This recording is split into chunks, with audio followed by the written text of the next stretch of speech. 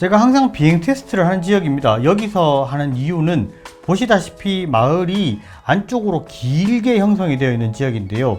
양쪽 옆에는 높이 300에서 400m 정도 되는 산으로 완전히 둘러싸여 있는 지형입니다.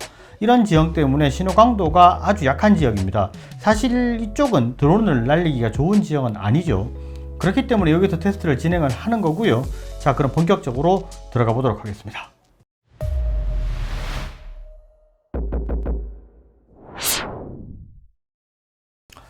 안녕하세요, 진했습니다. 에어3가 출시가 되고 나서 많은 분들이 만족하시는 부분이 바로 비행거리의 증가죠. 오큐싱크 4.0이 적용이 되면서 비행거리가 상당히 많이 늘어났습니다. 그런데 이게 일부 구매를 하려고 생각하시는 분들이 착각을 하시는 부분이 조금 있는 것 같아요.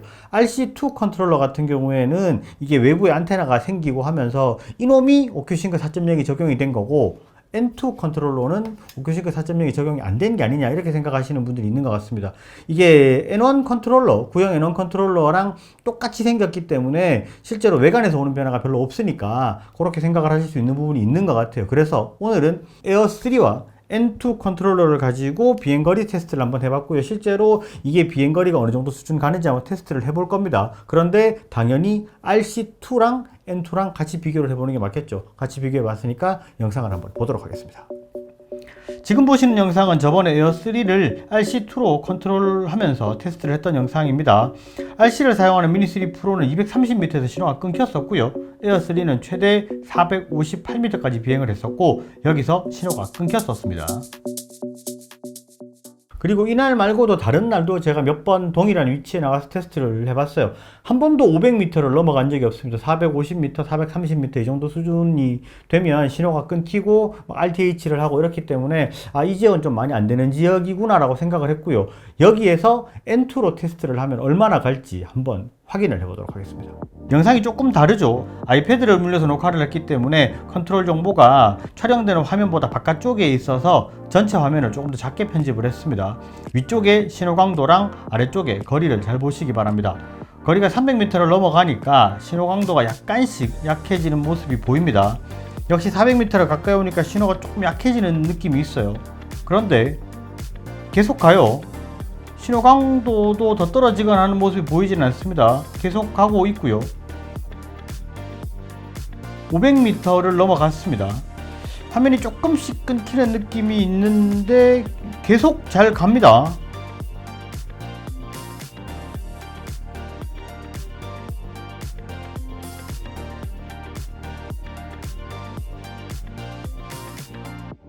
(690m를) 넘어가니까 화면 전송이 안 되고요. 실제 비행 거리는 700m까지 간 걸로 되어 있는데 컨트롤이 정상적으로 되지는 않았습니다. 일단 회수를 했습니다.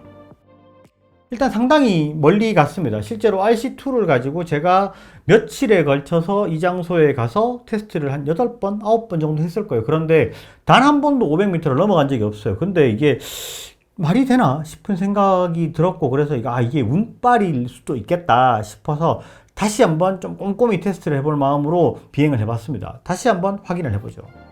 동일한 위치로 다시 한번 진행을 했고요. 역시 300m가 조금 넘어가니까 신호는 약해지는 모습이 보입니다. 그러면서 460m를 조금 넘어가면서 화면이 툭툭 끊기는 모습이 보이는데, 실제로 드론에 녹화된 영상을 보시더라도 전혀 문제없이 잘 날아갑니다. 방향 컨트롤도 잘 되고 해서 계속 진행을 했습니다. 한참 더 들어가요. 신호 강도도 유지가 굉장히 잘 되고 있습니다. 그래서 신호가 끊어질 때까지 한번 날려봤습니다. 800m를 넘어가니까 화면이 사라지고 신호가 끊기면서 RTH를 진행을 했습니다. 그래서 한참 동안 화면이 안 나오더니 조금 더 가까워지다가 650m쯤 되니까 신호가 다시 붙었습니다. 그래서 정상적으로 컨트롤해서 드론 회수를 진행했습니다.